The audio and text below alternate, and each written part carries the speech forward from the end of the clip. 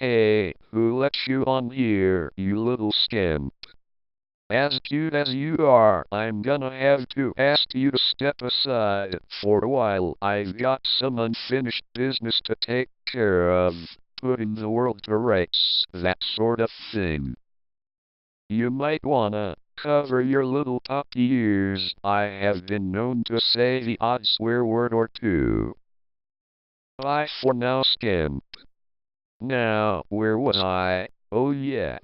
Hi, thanks for coming back for more. It really is appreciated.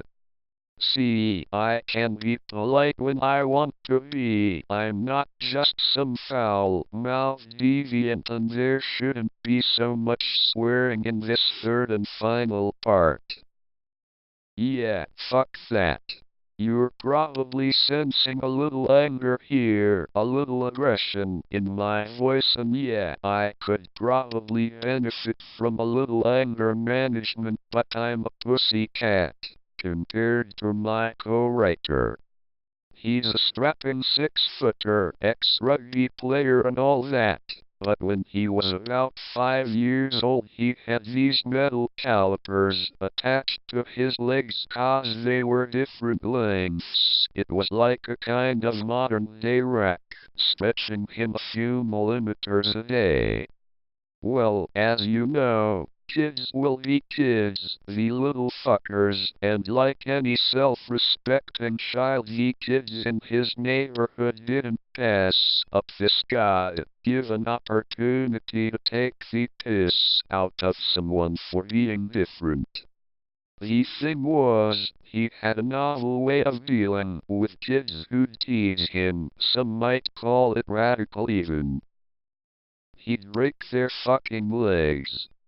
No shit, seriously. Of course, the little shits could always outrun him, but one thing he had in abundance was patience. He'd bide his time like some kind of metal-legged ninja assassin, and when the moment was right, whack.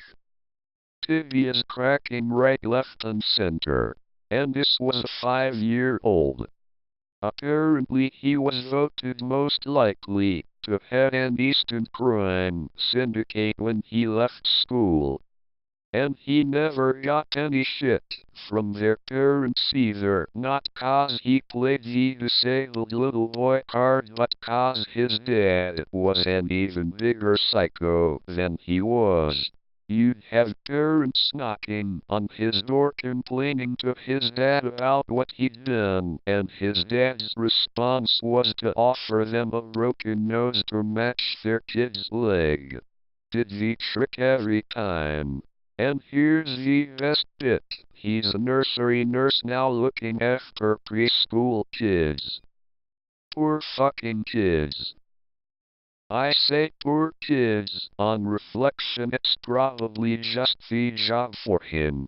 Kids that age are like little psychological terrorists. Come to think of it, maybe more borderline sociopaths should be employed in the preschool sector. Maybe make it part of basic training for new recruits in the army. The Taliban have got fuck all on a 3-year-old throwing a patty over a spilt pot of paint. Anyone watching or listening who has kids can tell you what a fucking nightmare they are in the first few years. I nearly put mine out with the bins at least half a dozen times just for a bit of peace and fucking quiet. Yeah, I know, shocking, hey. Me having kids. Just think, someone was sick enough to fuck this. Twice. I say twice. One thing you need to know is that there are some perks to living a life of constant pain controlled by heavy-duty painkillers. Your pain threshold actually goes through the fucking roof. Let's just say that Anal Friday in our house isn't when we arrange all the tins in the cupboards in alphabetical order. It's more of a break for the wife, where she tools up with a strap on and fucks me for a change. It was always gonna be tricky finding the right balance of material for these gigs 'cause you never know how far to go, but as you've probably worked out by now, I just thought, fuck it. This is about being able to laugh at ourselves and acknowledging and celebrating our uniqueness. I know my material might be controversial to some and I might not have room to talk, but trying to shock audiences by writing about rape, child abuse and cancer is cheap and easy, and I have always taken the stance that people in general go to comedy gigs to escape their problems, if only for a while. To have a laugh, not to be reminded of dark episodes in their lives. I could easily come up with an anecdote about a ginger-haired Scottish comic whose son died 'cause he was too busy arse-raping his doctor to take him for his chemotherapy session. All three in one sentence there. It's easy, but I won't go there. So to anyone who does take the cheap and easy option, come and have a go if you think you're fucking hard enough. Anyway, on to lighter things. Sunny Florida, you can't get much lighter than that. A couple of years ago we had a family holiday there, wife and kids, brothers, sisters, nieces and nephews, the whole fucking clan. I'm not the only person in our clan with a disability, and between us we had more metal than a goth with a piercing obsession. What fun we had going through security. The metal detectors were going fucking apeshit. It was when my stoma bag suddenly filled to the point of rupture that the security guards seemed to finally lose the will to live and let us through. There is a serious point to be made here though. You could sense a certain unease amongst the security guards, an uncertainty as to just how politically correct they should be. So if any would-be terrorists are watching or listening to this, just get yourself a wheelchair and a stoma bag full of shit and you're laughing. You'll be balls deep in virgins in no time. Anyway, I digress. We did get into a bit of trouble over in Florida though, the language barrier and all that. I thought my voice synthesizer would make it easier for them to understand me, as for some fucking reason I now have a Seattle accent, but it doesn't account for slang, still does it? Back then I smoked and I was dying for a ciggy, so, like you do, I turned to my brother and said the fateful words, I could murder a fag. I could murder a fag, that's all I said. Now, we just happened to be in earshot of a mounted police officer who jumped down off this huge fucking horse and asked me to repeat what I had just said. Before I had finished pronouncing the G in fag, he was all over me like a fucking rash, and I ended up spending a night in the cells for homophobic hate crime. I wouldn't mind, but it only took my brief 2 minutes the next day to Google a bit of British slang and I was released without charge. The dumb fucking morons. So, a word to the wise, if you do ever visit the States, try speaking the Queen's at all times. It might just save you a night in the cells with a giant, tattooed meathead who was a little too friendly for comfort.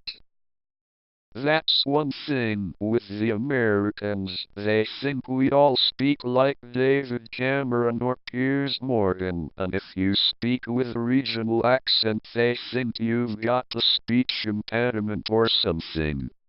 I was sitting in a bar one night, trying to explain the British class system to a few of the locals, but it was like trying to teach the Queen how to give blowjobs. A bit of a fucking mouthful. I tried to explain how Cameron had been brought up with privilege and comfort due to his dad's nasty little tax avoidance schemes, how he probably swam around in his mother's womb complaining about the damp living conditions. Come to think about it, gestation was probably a difficult time in Cameron's life, struggling to cope with the ignominy and the social stigma of only living in a one-room apartment. It was an affront to his dignity, his human rights, dare I say, to expect someone of his standing to live in what amounted to a bedsit, all facilities, in the one single room. It didn't even have a separate toilet, and he spent most of his time dodging his own fucking micro-turds. He had royal blood in him, for fuck's sake.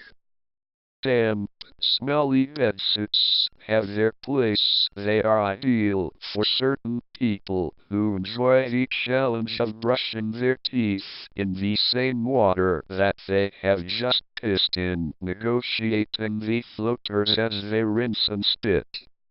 He was sure that some people would be delighted to be offered such accommodation, especially as it came rent-free.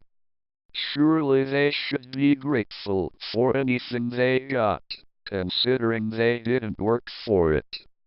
And so was the seed of his political future soon. Difficult one to explain to Americans, that one. I got my own back for the speech impediment thing though, karma or something. My brother is one good-looking bastard, and he was chatting up this typical blonde Barbie doll in this bar. She fucking loved herself, so he turns to her with his deep blue eyes and whispers softly in her ear. I bet you know how to satisfy a man who has special needs. She looks at him and replies seductively, "Sure do, honey." "Good," he says, "'cause my brother is in the loo and needs someone to help him empty his stoma bag." Work the treat. The plastic bitch soon pissed off after that. America is brilliant, though they don't know the meaning of the word can't. Disabled people are sort of seen as a bit rock and roll, a bit sexy, if you know what I mean. We're catching up here too, it has to be said, so big up to the UK, I say. Gone are the days when people would say that at least there are some perks to being disabled, like getting to park close to shops, and they weren't taking the piss, they were serious. To be honest, these are probably the same people who think Asians should thank town planners for building street corners so they're best ignored anyway. It does have to be said that able-bodied people can do some stupid fucking things though. I nearly pissed myself in as the other day watching this woman using one of those self-service express checkouts. She was trying to put the fiver in the credit card swipe thing at the side. It was fucking priceless.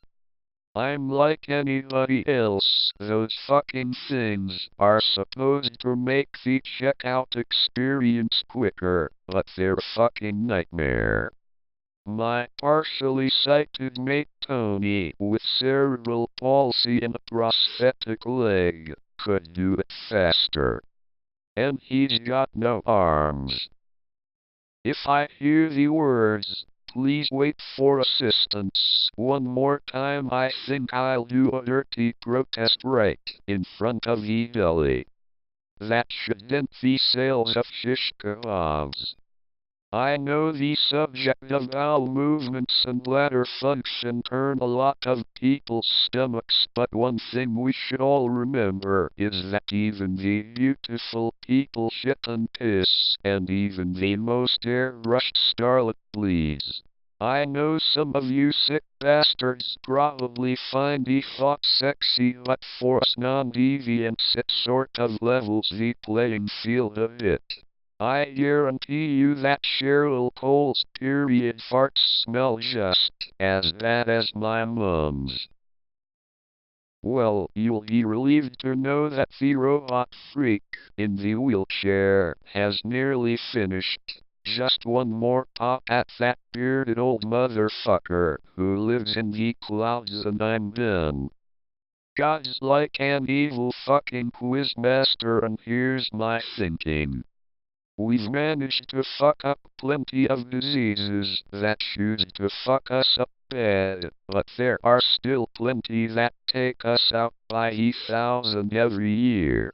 The motherfucker has given us a clue that every action has an equal and opposite reaction, but as far as deadly diseases go, we've got to work it out for ourselves, and in the meantime our children are gonna keep dying, so come on, chop, chop.